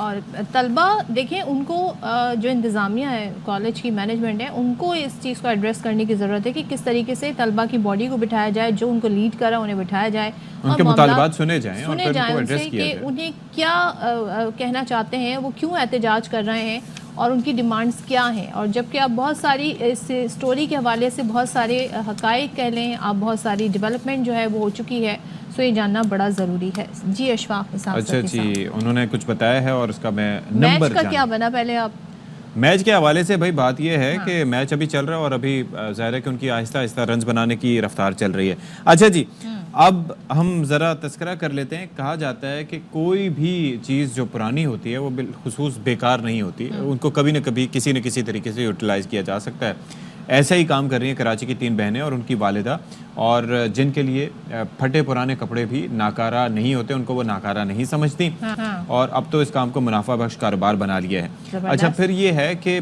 जो फटे पुराने कपड़े होते हैं, और ये तो रियली नज़र आ रही है मुझे, उनसे ऐसे शाहकार और ऐसी खूबसूरत चीज़ें तख्लीक करती हैं कि देखने वाला हैरान हो जाता है। तो ये जुनैरा हैं, अनूशे और हिरा अंसारी जूते, बैग, सूटकेस और दीगर घरेलू चीज़ों पर डिज़ाइनिंग करती हैं। अच्छा, ज़बरदस्त। और सुना है कि जी इनका एक बड़ा ब्रांड भी बन चुका है, बैरून मुल्क से भी इन्हें ऑर्डर आ रहे हैं, और नोबेल इनाम याफ्ता मलाला यूसुफजई भी इनके डिज़ाइन करदा जूते पहन चुकी हैं जो मलाला को बहुत पसंद आए थे। तो अक्सर ऐसा भी होता है कि हमारे अच्छे कपड़े जो होते हैं उसमें कहीं छोटा सा जी वो थोड़ा सा कहते हैं ना फट जाते हैं किसी जगह से, हम समझते हैं जिसका इस्तेमाल नहीं रहा, लेकिन उसको यूज़फुल बनाया जा सकता है। तो चलें इस पर बात कर लेते हैं। हमारे साथ आर्टिस्ट हिरा अंसारी मौजूद है। हिरा, थैंक यू सो मच। पहले तो ये बताइएगा कि लोग तो फेंक देते हैं ऐसे कपड़े, आपको ये आइडिया आया और आपको क्या ये लग रहा था जब आप स्टार्ट कर रही थी ये बिज़नेस अपना कि ये सक्सेसफुल हो सकेगा? बिकॉज जब मलाला ने आपके डिज़ाइन करदा जूते पहन लिए तो फिर क्या ही बात है। हाँ, अस्सलाम वालेकुम। नहीं, बेसिकली ये इस तरह से स्टार्ट हुआ कि मेरा अपना क्लोथिंग ब्रांड है। बेसिकली हम लोग 3 बहनें हैं, मैं, हिरा, अनुषा और जुनैरा। अनुषा और जुनैरा आर्टिस्ट हैं और मैं जो मेरा क्लोथिंग ब्रांड है मैं प्रोडक्शन पार्टनर हूँ। तो बेसिकली जो हमारे अभी जो ड्रेस तैयार होते थे हमारे क्लोथिंग ब्रांड के, तो उसके जो लेफ्ट ओवर पीसेज होते हैं ना, कट पीसेज, जो छोटे छोटे पीसेज बच जाते हैं जो हम कहीं और मतलब न्यू इससे कोई ड्रेस नहीं बन सकता या कहीं और, तो वो हमारे पास काफ़ी सारे वो हो जाते हैं जमा। उसको हम किस तरह से यूज़ करें, और बीइंग एन मेरी जो स्टडी है वो इंजीनियरिंग है, तो उसके अंदर हम लोग यही पढ़ते थे ज़ीरो वेस्ट, और जो जापानीज स्टडीज़ होती हैं, जो जापानीज टेक्निक्स होती हैं, तो उसके अंदर वो लोग तो पूरा टोटली ज़ीरो वेस्ट के ऊपर काम कर रहे होते। तो मेरे माइंड में बस ये कहीं ना कहीं था कि मैं इसको स्टार्ट नहीं कर सकती, और ये भी जानते हुए कि टेक्सटाइल वेस्ट हमारे यहाँ कितना ज़्यादा होता है और उसकी कितने ज़्यादा नुकसान है कि वो डिकम्पोज नहीं होता। तो वहाँ से फिर ये हुआ कि हम लोग अपने ही ड्रेसेस के अंदर उनको यूज़ करते थे किसी तरीके से। हिरा, मैं आपको यहाँ पे रोकूंगी, आपको दोबारा से रिकनेक्ट करते हैं कि थोड़ी सी हमें आवाज़ ठीक नहीं आ रही थी। पाकिस्तान में टैलेंट की कमी नहीं है। आप ये देखें, मैं अभी जो देख रही थी, जो हमारी फुटेज चल रही थी, इंतहाई खूबसूरत वो जो कोट था, बैग था, बड़े ज़बरदस्त लग रहे थे और बड़े दीदार किस्म के कलरफुल, वेरी अपीलिंग असल चीज़ है। जब विंटर आ रहा हो तो आपको ऐसे कलर बहुत अपील करते हैं। तो अब मैं ये भी हिरा से जानना चाहूँगी कि इनकी जो रीच है वो इंटरनेशनली कैसे ये ऑर्डर देने लगी, तो उसके लिए क्या किया ताकि बहुत सारे लोग अगर ये काम करना चाहें। और बहुत अच्छा आइडिया है, आप बाहर मुल्कों में देखिए वहाँ पे थ्रिफ्टिंग स्टोर होते हैं, बहुत सारे लोग वहाँ से कपड़े खरीदते हैं। तो इसको हम इसी तरीके से जो है वो कर सकते हैं, और बजट में रहकर आप बहुत कुछ कर सकते हैं। तो ये बड़ा अच्छा आइडिया है कि अच्छा। और अभी तक तो जूते और बैग्स ही देखे हैं, तो I would like to ask Hira कि और कौन कौन सी चीज़ें हैं जिनके ऊपर डिजाइनिंग? जैकेट देखी थी, कोट देखा था, so that's very good, that's amazing. अगर हम और शूज़ देखें कितने खूबसूरत शूज़ वाकई उसके अंदर। अच्छा, इसके अंदर इनको कस्टमाइज भी किया जा सकता है कि आप जूते लेके उनके ऊपर से ये डिज़ाइनिंग करें, तो ये मुमकिनात में से है, ऐसा पॉसिबिलिटीज़ में है। तो हिरा आ चुकी है। अच्छा, चलें हम इस पर बात भी करेंगे, लेकिन हम ख़वातीन से जुड़ा एक और इशू इसको लेकर आगे बढ़ते हैं। और अक्सर बेशतर ज़ाहिर है हम आपको हालात बताते हैं कि क्या हैं, जेल के हालात क्या होते हैं। एक ऐसा मंज़र जेल पेश करता है जिससे ये लगता है कि जी वहाँ पर लोग जो हैं एक छोटे से सेल में रहते हैं और कोई उनको दीगर जो है वो नई स्किल उन्हें नहीं सीख सकते। लेकिन जेल में बहुत कुछ रिहेबिलिटेशन होती है, स्किल्स सिखाई जाती हैं। इसी तरीके से एक ब्यूटी पार्लर है जो कि कराची विमेन जेल में है और कैदी ख़वातीन जो हैं काफ़ी ज़्यादा इसमें हम देखते हैं कि इंटरेस्ट ले रही हैं। और सबसे ज़्यादा जो इसमें ख़वातीन जो मौजूद हैं जो सज़ाएँ काट रही हैं मर्डर केसेस में, वो यहाँ पर एक तो स्किल भी सीख रही हैं और ख़ुद भी थोड़ा बहुत बनाव सिंगार कर लेती हैं। तो नज़ीर शाह हमें इस बारे में मज़ीद बता रहे हैं। जेल का जब ख्याल जहन में आता है तो सबसे पहले ये बंदा सोचता है कि जेल की सलाखें, काली तारीक रात और एक जेलर सर पर खड़ा होगा। लेकिन इस वक्त कराची सेंट्रल जेल से मुतसिल वुमेन जेल में मैं मौजूद हूँ, जहाँ पर इन खवातीन के लिए न सिर्फ जिम और दूसरी फैसिलिटीज़ मौजूद है बल्कि इनके बनाव सिंगार का भी इंतजाम किया गया है। हम आपको यहाँ पर दिखाएंगे। इस वक्त हमारे साथ IG जेल खाना जात काजी नज़ीर मौजूद है, मुझसे जानेंगे। ये शायद हमारा वाहिद सूबा है जिसमें इनकी मैनेजमेंट बिल्कुल अलग है, इनको जो फैसिलिटीज़ हैं वो बिल्कुल अलग हैं। आपने देखा होगा कि कोई औरत नीचे नहीं सो रही, सबको चारपाई दी हुई है। इनके बच्चे अगर इनके साथ हैं तो उनको फ्रूट डेली जो चीज़ें उनकी ज़रूरत है सब उनको देते हैं। सारे स्टाफ वाली ना यहाँ पे जो वुमेन जेल में सारी इधर बैठी होती है। यहाँ पर एक और ऑफिसर मौजूद है। हाँ, बनाव सिंगार सिखाया भी जा रहा है और किया भी जा रहा है और काफ़ी मेरे पास जो इनमेट्स हैं वो यहाँ से सीख के बाहर जा चुके हैं। ये 14 बैच होगा जो हमारे यहाँ से पास आउट होगा। बिल्कुल, अब कैमरामैन दिखा सके यहाँ पर हम इनसे बात करने की कोशिश करेंगे। आप ये बताइएगा कि आप किसको मर्डर करने के बाद यहाँ पर आई थी? हस्बैंड के मर्डर। आप किस केस में? मैं आई हूँ डिवोर्स मांगी थी, हस्बैंड से उन्होंने अंदर करवाया मुझे। आप किस केस में? 302 की केस में। आपने किसका कत्ल किया? हस्बैंड का। आपने भी हस्बैंड का? और आप किस केस में? आपने भी हस्बैंड का मर्डर किया। यहाँ पर आपको ज्यादातर खवातीन नजर आ रही हैं, ये अपने शोहरों के कत्ल के इल्जाम में यहाँ पर कैद हैं। जेल में कई कैदी जुर्म करके और कई नाकर्दा गुनाहों की सजा भुगतते हैं, लेकिन जेल में कैद के दौरान सिखाया गया हुनर उनकी जिंदगी तब्दील कर सकता है। नज़ीर शाह, ARY न्यूज़, कराची। नज़ीर शाह की सेल्फ एक्सप्लेनेटरी रिपोर्ट मुलाजा की हमने। अच्छे वैसे इनिशिएटिव्स जेल में ऐसे होने चाहिए हैं जो सीख रहे हैं वहाँ पर हम देख रहे हैं कि कैदी। It's a good thing. तो हिरा अंसारी हमारे साथ मौजूद हैं जो कि बड़ा खूबसूरत अंदाज में वो और उनके अलावा जो बाकी जुनेरा भी हैं वो भी बड़ा इंपॉर्टेंट काम कर रही हैं और ख़ासतौर पर अपनी वालदा से सीख के ये सारा कुछ किया जा रहा है, तो बड़ा ज़बरदस्त है। तो हिरा ये बताइएगा कि ये इस चीज़ को आजकल बड़ा आसान हो गया है चीज़ों को इंटरनेशनल ले जाना, यानी कि आप पेज बना के दूसरे क्लाइंट्स को भी एक्सेस कर सकते हैं। तो was that easy for you या इसमें मुश्किल पेश आई थोड़ी? नहीं, इजी तो इस तरह से नहीं होता क्योंकि आजकल बहुत ज़्यादा लोग ऑनलाइन काम कर रहे हैं और इंटरनेशनल भी मार्केट में काफ़ी ज़्यादा कंपैटिटर्स आ गए हैं। तो इस तरह से नहीं होगा। बेसिकली ये हुआ था कि ट्विटर पे जब ट्विटर था तो उस वक्त पोस्ट मेरी बहन जो है वो बहुत ज़्यादा एक्टिव थी, तो वो वहाँ पे पोस्ट करती है। तो वहाँ से ही जो मलाला के हस्बैंड है उन्होंने कांटेक्ट किया था उसको, जुनैरा को, एंड उन्होंने कहा था कि मुझे ऐसे शूज़ डिज़ाइन करने मलाला के लिए जो उनके कल्चर को डिफाइन कर सकें और उसके अंदर पाकिस्तानी कल्चर भी आप डालें और अपना आर्ट भी और सारी चीज़ें। तो उनसे एक लंबा डिस्कशन हुआ था। उसके बाद से फिर कम आउट विद अल्ट्रासार डिज़ाइन। तो फिर उन्होंने वो मतलब उस मलाला के लिए वो एक सरप्राइज था, तो उन्होंने फिर वो पहना और फिर पोज डाली। फिर वहाँ से हमें एक बूम मिला कि वहाँ पे लोगों की नज़रों में आए कि okay they are doing something different, और फिर लोगों ने हमें अप्रोच किया। फिर वहाँ से हम लोग को डिफरेंट सेलिब्रिटीज ने भी और डिफरेंट मीडिया पर्सन सब लोगों ने कॉन्टेक्ट किया था और तो माशाल्लाह से काफ़ी उसकी हम लोग की हो चुकी है मार्केट, तो वो हम लोग को थोड़ा हेल्पफुल हुआ था। बट यही है कि इट डिपेंड्स कि आप तो ज़्यादा ज़्यादा पोस्ट किस तरह से कर रहे हैं, कहाँ कर रहे हैं और फिर कहाँ तक रीच जा रही है। तो इट टोटली डिपेंड्स आपकी मार्केटिंग स्किल्स के ऊपर और ऑब्वियसली आपकी लक के ऊपर, आपकी प्रोडक्ट आपका किस तरह का है वो फिर लोगों को अट्रैक्ट करेगा नहीं करेगा। तो हम लोगों ने बेसिकली ये नहीं सोचा था कि करेगा या नहीं करेगा। हम लोगों ने अपने पर्पस के लिए बनाया था, ये चीज़ करी थी और इससे हमें खुशी मिलती है और हमें इसमें मज़ा आता है। बेसिकली हमारा पैशन भी है कि हम लोग को कुछ भी आप दे दें, हम डिज़ाइन हमें करने का बहुत ज़्यादा होता है और लोग हमारे पास लेकर आते हैं अपने प्रोडक्ट्स। हमारी कस्टमर्स हैं न्यूयॉर्क से, वो जब पाकिस्तान उन्होंने विजिट किया था तो वो अपने लेकर आई थी।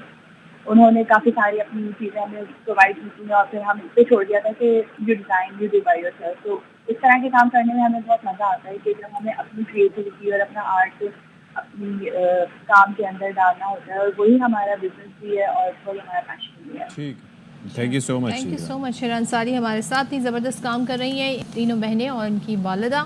سو یہاں پر ہم بریک لیتے ہیں، بریک کے بعد آتے ہیں.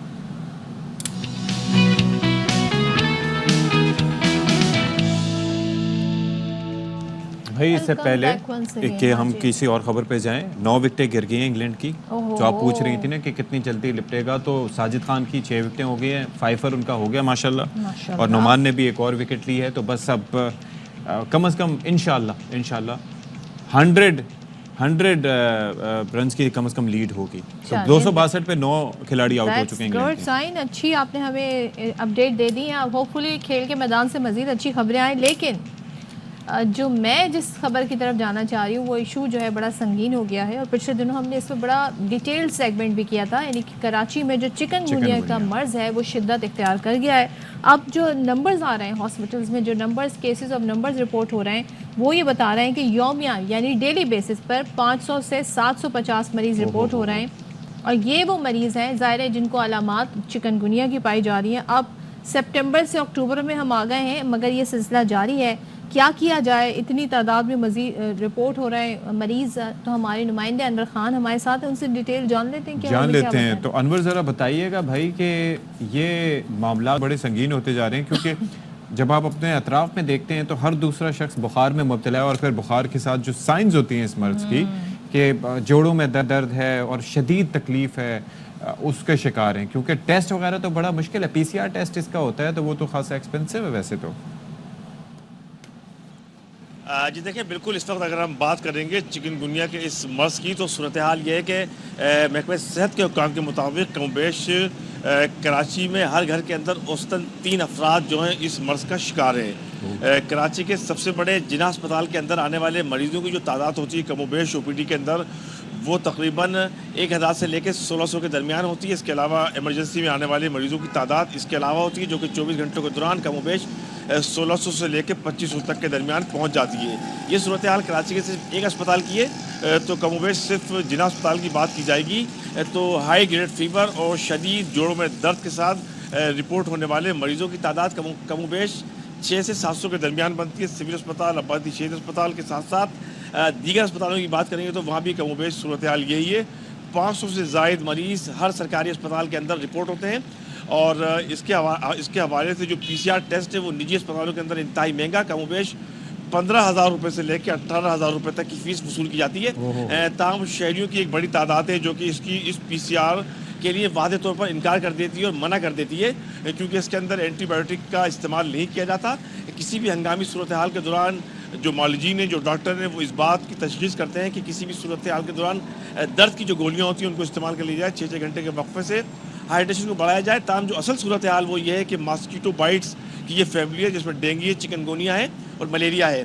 تاہم شہر کے کسی بھی ضلع کے اندر، کم و بیش شہر کے کراچی سمیت بلکہ صوبہ سندھ کے کسی بھی ضلع کے اندر تاحال یہ مہینہ گزرنے کے باوجود فیومیگیشن کا مرحلہ مکمل نہیں کیا جا سکا. یہ وہ چیزیں ہیں جو کہ گندگی، غلاظت کے ڈھیر کے باعث کراچی کے شہریوں کے لیے بڑا چیلنج بن چکی ہے. کیوں نہیں ایسا کیا جا رہا؟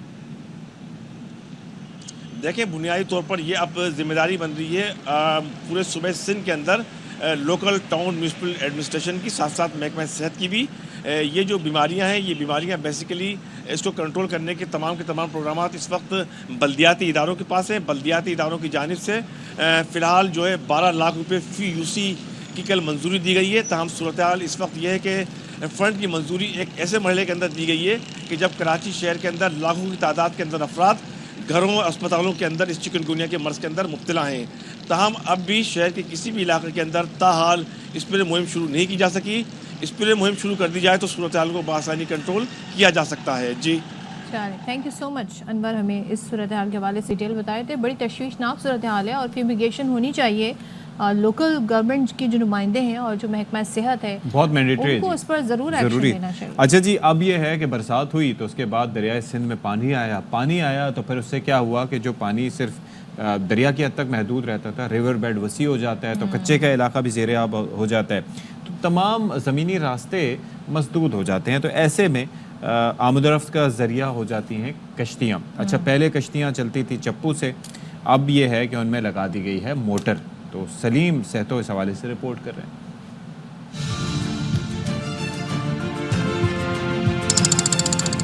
دریائے سندھ میں پانی کی سطح میں اضافے کے ساتھ ہی کچے کے تمام زمینی رابطے منقطع ہو جاتے ہیں، جس کے بعد کچے کے لوگوں کی آمد و رفت کا واحد ذریعہ کشتیاں ہی ہوتی ہیں، جن کے ذریعے لوگوں کی آمد و رفت کے علاوہ اناج، دودھ اور لکڑیوں سمیت ضروری اشیاء شہر تک منتقل کی جاتی ہیں۔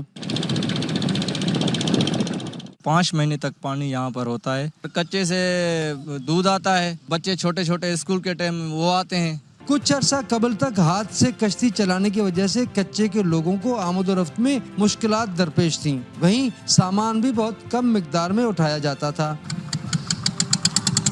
لیکن اب کشتیوں میں موٹر لگنے سے 7 سے 8 گھنٹوں کا طویل سفر اب 1 سے 2 گھنٹے میں طے پا جاتا ہے اور کشتی میں سامان بھی دگنا اٹھایا جاتا ہے۔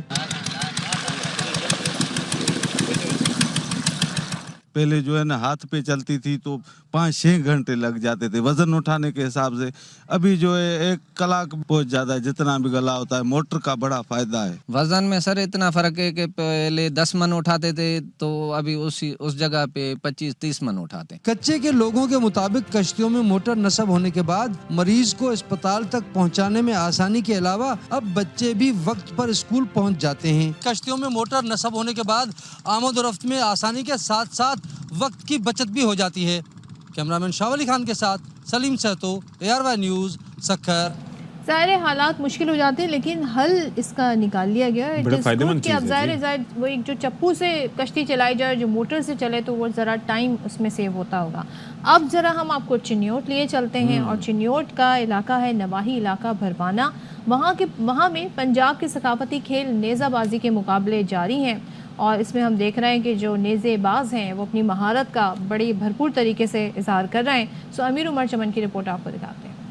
4 صدی قبل مسیح میں جنگی میدانوں سے لیا جانے والا جواں مردی دلیری اور بہادری کا کھیل نیزہ بازی ہے۔ اس میں کھلاڑی کو تیز رفتار گھوڑے کو سنبھالنے کے ساتھ ساتھ نہ صرف اپنا توازن برقرار رکھنا ہوتا ہے بلکہ نظر ایک چھوٹے سے ہدف جسے قلعہ کہا جاتا ہے پر مرکوز کر کے اسے نیزے کی مدد سے اکھاڑنا ہوتا ہے۔ مہنگا ہونے کے باعث یہ اب نوابوں کا کھیل کہلاتا ہے۔ نیزہ بازی ایک نوابی شوق ہے، اس واسطے اسی گھوڑا خریدتے ہیں، ایک اچھی نسل کا گھوڑا لے کے انہوں اسی 2-3 سال تیار کر کے پھر اسی ان میدان لیا کے اس نیزہ بازی کری دی۔ چنیوٹ کے نوائی علاقہ بوانا میں ہونے والی نیزہ بازی مقابلوں میں رنگ برنگی پگڑیاں لباس پہنے دھول اڑاتے نشانہ بازوں نے اپنی مہارت دکھاتے ہوئے شائقین سے خوب داد سمیٹی۔ نیزہ بازی پنجاب دی قدیمی ثقافت ہے، ایتھے میلے تے آئے ہیں جی تے نیزہ بازی ہو رہی تھی، نیزہ بازی ویکھی تے بڑا انجوائے کی۔ گھڑ سوار کہتے ہیں کہ نیزہ بازی میں شامل گھوڑے نہ صرف اعلیٰ نسل کے ہوتے ہیں بلکہ ان کی خوراک بھی دوسروں سے منفرد ہوتی ہے۔ کیمرہ ٹیم کے ساتھ امیر عمر چمن، ARY نیوز، چنیوٹ۔ اچھا جی، تو یہاں پر اب ذرا ایک خبر ہے اور ایک اپڈیٹ ہے جو ہم اپنے ناظرین تک پہنچانے جا رہے ہیں کہ لاہور ہائی کورٹ نے تعلیمی اداروں میں طالبات کو ہراساں کرنے کے خلاف کیس میں IG پنجاب کو کل ذاتی حیثیت میں طلب کر لیا اور طالبہ کی خودکشی کے مقدمے کا اصل روزنامچہ بھی پیش کرنے کا حکم دیا۔ چیف جسٹس نے کہا کہ واقعے سے متعلق ڈس انفارمیشن پھیلائی گئی تو اس پر کیا کارروائی کی، IG پنجاب آ کر بتائیں کہ انہوں نے اس واقعے پر کیا ایکشن لیا۔ تو یہ پوچھ لیا گیا ہے لاہور ہائی کورٹ کی جانب سے۔ چلیں ہم یہاں پر بریک لے رہے ہیں، بریک کے بعد واپس آتے ہیں، آپ نے کہیں نہیں جانا۔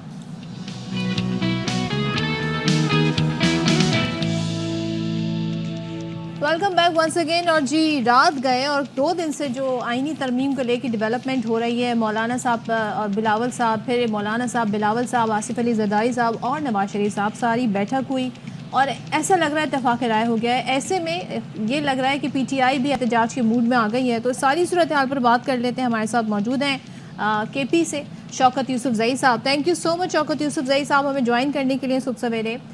یہ بتائیے گا، یہ جو حالیہ ابھی ڈیولپمنٹ ہوئی ہے رات گئے تک، سو مولانا مان گئے ہیں یا مولانا نے باقی جماعتوں کو بنا لیا ہے آئینی ترمیم پر؟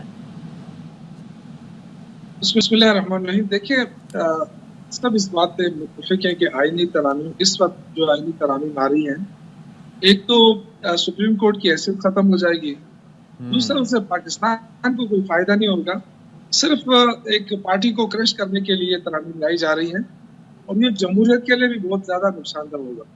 اب یہ ہے کہ جو لوگ تحریک انصاف سے خوفزدہ ہیں اور وہ کسی اور طریقے سے جمہوری طریقے سے तहरीक इंसाफ को क्रश नहीं कर सके या ज़ेर नहीं कर सके, तो वो इस तरामीम का सहारा ले रहे हैं। लेकिन ये इन द लॉन्ग रन ये बहुत नुकसानदेह होगा, और उन लोगों के लिए, स्पेशली पीपल्स पार्टी के लिए लम्हा शुक्रिया है कि वो कहती है कि जी 1973 का आइन जुल्फ़िकार अली भुट्टो ने बनाया और इत्तेफाक राय से बनाया, तो आज तो इत्तेफाक राय नहीं है। आईनी तरामीम के लिए इनके पास अक्लियत नहीं है।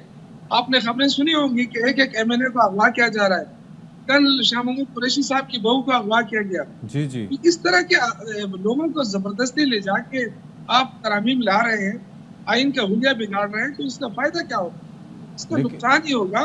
और ये अफसोसनाक है कि एक तरफ आप शंघाई तावन की जो तंजीम है उसको इस्लामाबाद के अंदर बैठक हो रही है और उसका बड़ा इफेक्ट पड़ेगा और आप धरने ना दें, तो जब उस पर बात आ गई तो उसके बाद इन्होंने कार्रवाई शुरू की कि जी हम तो तरामीम ला रहे हैं। शौकत साहब ये मौलाना साहब की आपने बात की, मैंने शुरू दिन से कहा था साहब पे बात नहीं किया जा सकता।